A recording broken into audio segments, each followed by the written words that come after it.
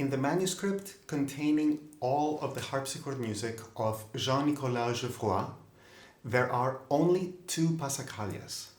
Both are in the key of A minor, and since I find their characters very contrasting, I thought it would be interesting to present them together. Going by the order I will be performing them, the first one is part of a suite in A minor, while the second one appears as an independent piece. In terms of character, I find that the first one is the more introspective of the two, while the second one is decidedly more exuberant. There are also fundamental differences in the way each one unfolds, but before we get into that, let's talk a little bit about 17th century French Passacaglias. Normally, when we refer to a passacaglia, we are referring to a piece usually in triple meter built upon an ostinato bass, that is, a musical motif or phrase in the bass line that is repeated over and over throughout the piece. If we consider that ostinato means obstinate, then you understand the idea. A good example of what we nowadays consider a typical instance is the famous Passacaglia in C minor by Johann Sebastian Bach, where the pattern is first stated on its own before the rest of the musical lines begin. And you probably know this a little bit.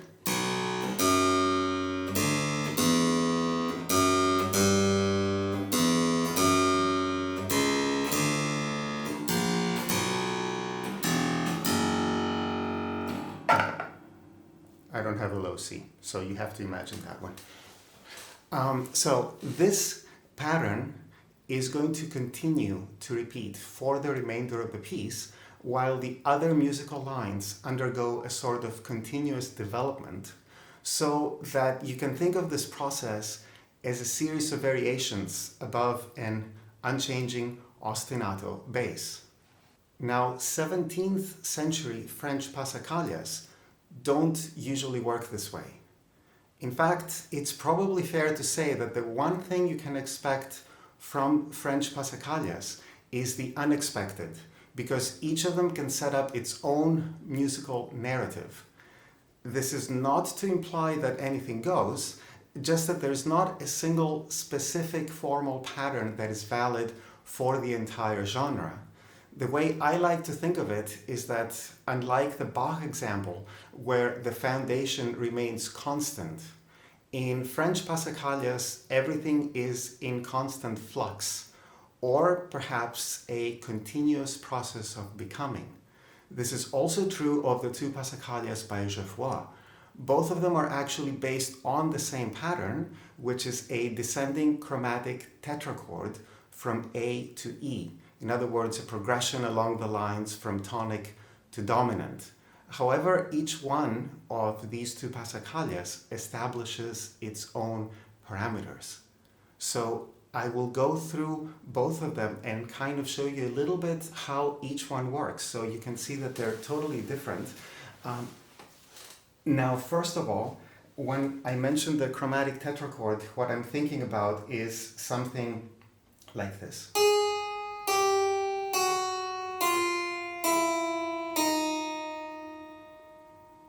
Which then can go back to and start again. So tonic, dominant, tonic.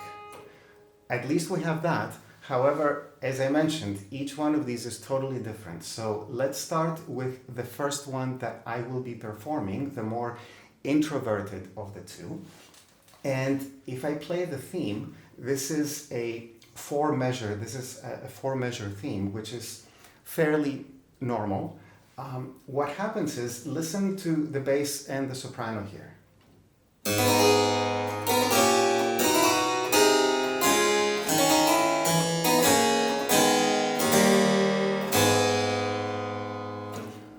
So, where's the chromatic tetrachord? Well, it's not in the bass.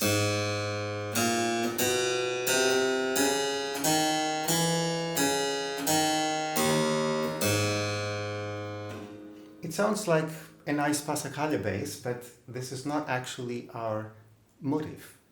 It's this one.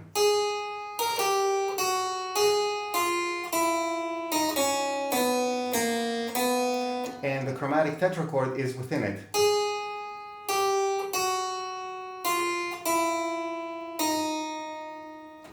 It's in there. And just so you can see what's happening, we will see that both of these ideas are kind of used, but notice that we have a descending tetrachord in the soprano. This is, of course, our main motif, but we have an ascending idea in the bass. So there's a contrast, and in the bass, it's mostly diatonic, but there are chromatic inflections in it. Notice, by the way, something here.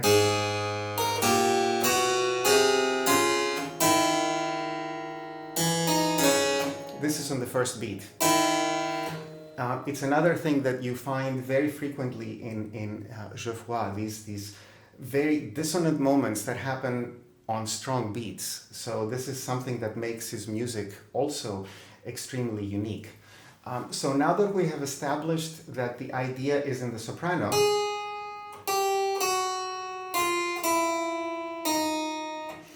the rest of the piece is based on 6 sections like this, 6 variations, if you will. What is interesting is that the first 4 are 4 measures, just like the theme itself. The last 2 are 8 measures, and I will tell you how Geoffroy expands these 4 measures into 8. So the theme is in the soprano. In the first variation, again, if you want to think of it as a series of variations, now we get it in the bass.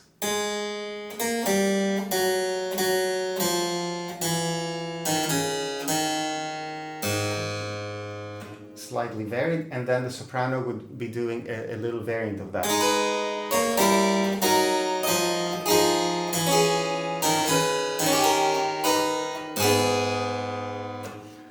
The second variation is pretty much the same thing, although if you really listen carefully, there are a couple of slight differences in the way the bass proceeds, but the motif is still in the bass.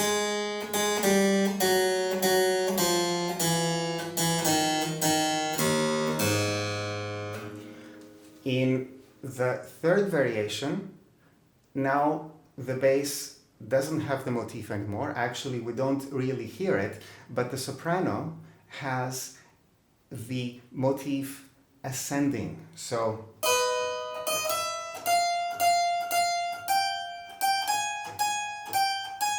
now we have the ascending chromatic motif from E to A. The next variation, we introduce another change because now the bass is moving in what we could call a progression based on the circle of fifths.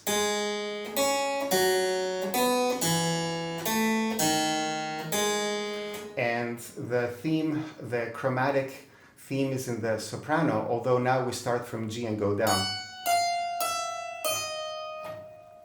But we get something like this.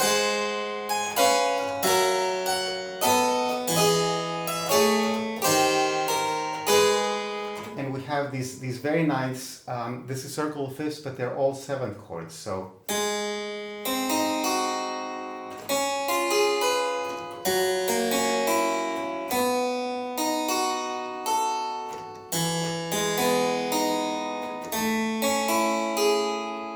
and then again. So yet another dissonance on the first beat. So now we've gone through the variations that are based on the 4-measure pattern that we have introduced up to now. But what happens next is we have the final 2 variations that have 8 measures.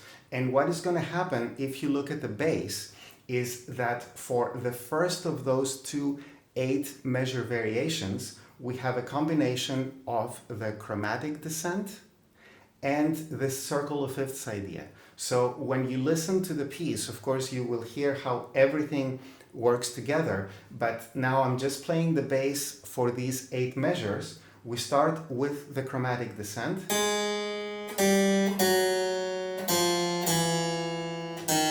And then we go to the circle of fifths.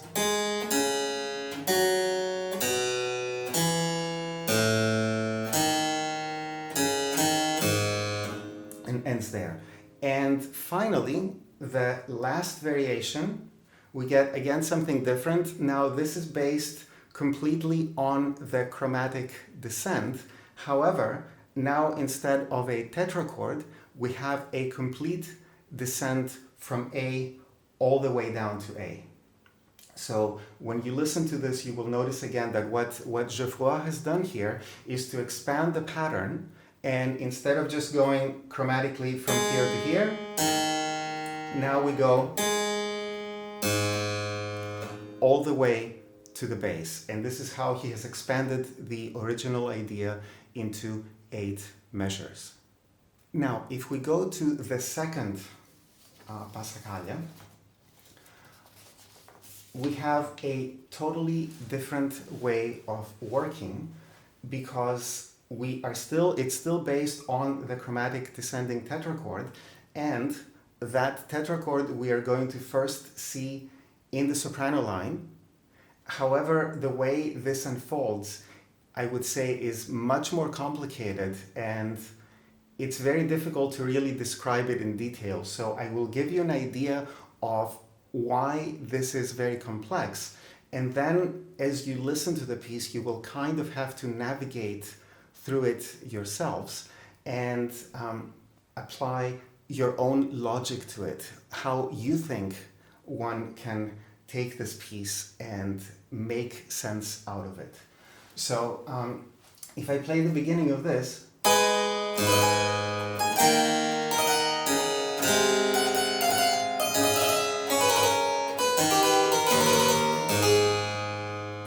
so we have the bass is important.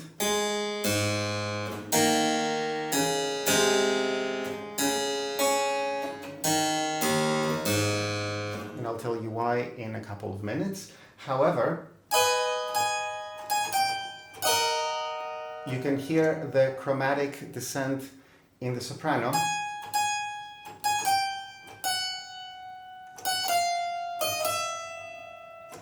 But what he does is he reverses the final 2 notes. So instead of going, you go F sharp, E, F, and then a little ending. So it's a chromatic tetrachord, but we have it. We have the final 2 notes out of place with each other. So now what is happening here is, first of all, I should mention that the theme here is 5 measures. It's not the most usual thing, and what is going to make this piece more complicated is that we are not going to have 5-measure phrases throughout. So the length of the phrases varies throughout the piece, and so this is one level of difficulty, shall we say. We never know where the phrases are going to end and where they're going to begin. They're not symmetrical. The other thing is, as I mentioned, we have 2 different ideas here. The main idea is the chromatic descent, but this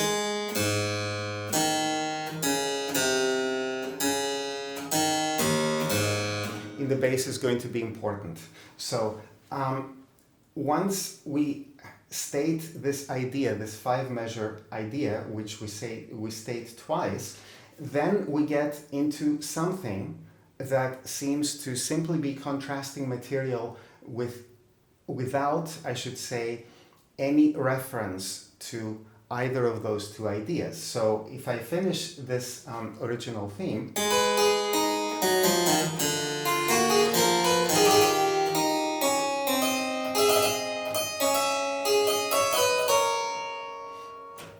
nothing seems to relate to what we have heard before. So then the first, I would say, at least when I first look at it without knowing how anything is going to progress, I think of another form that we find sometimes in French chansons, not passacaglias necessarily, the idea of a theme and a refrain, a verse and a refrain. This happens in chansons, so I think, okay, well, maybe this is about a particular theme and contrasting sections.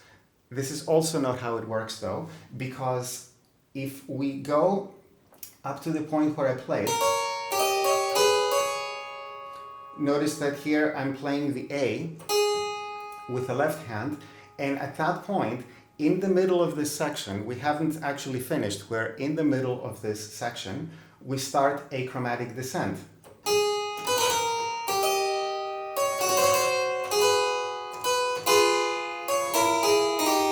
So there we have actually played our 4-note descending tetrachord, and immediately after that, the left hand moves down an octave to E, and we start another descent that is going to take us from E to A.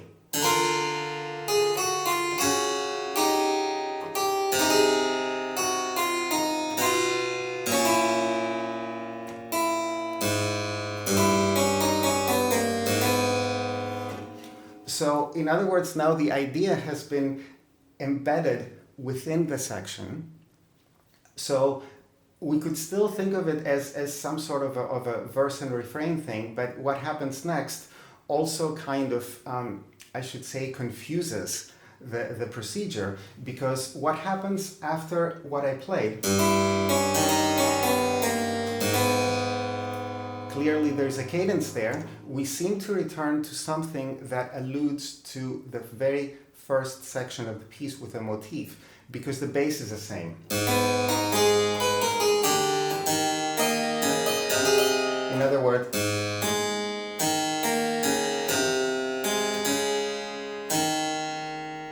which is the same like,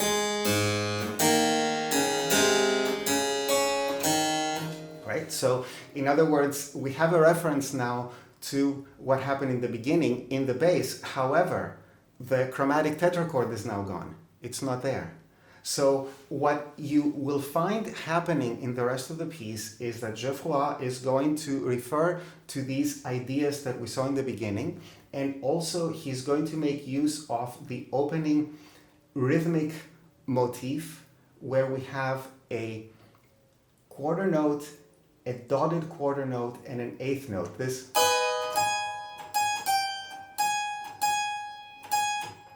and you find it everywhere. So even the sections that I played,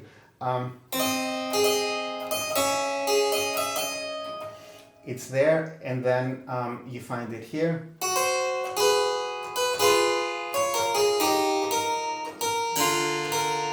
So there is unity because we have this rhythmic motive throughout this Passacaglia, and we also get these ideas from the first section. However, we don't get them together.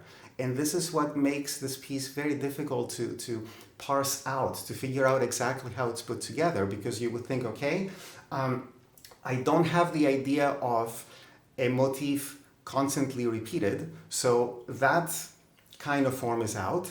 Then you think, well, maybe I could make it into some sort of a verse and refrain. Well, that doesn't work because the ideas don't always come back together, or if they come back, they may come back individually, they may come back in the middle of sections, but not in the beginning. So that, as I mentioned at the beginning of the video, at the beginning of the presentation, everything is in flux. And I think this is the perfect example of how imaginative, but also how unique some of these Passacaglias can be. Geoffroy is certainly not the only one to be doing something like this, but he does it in a very imaginative and very creative way. And this is, of course, why I find this piece so utterly fascinating. So, as always, I hope you enjoy the performances, and thank you for watching.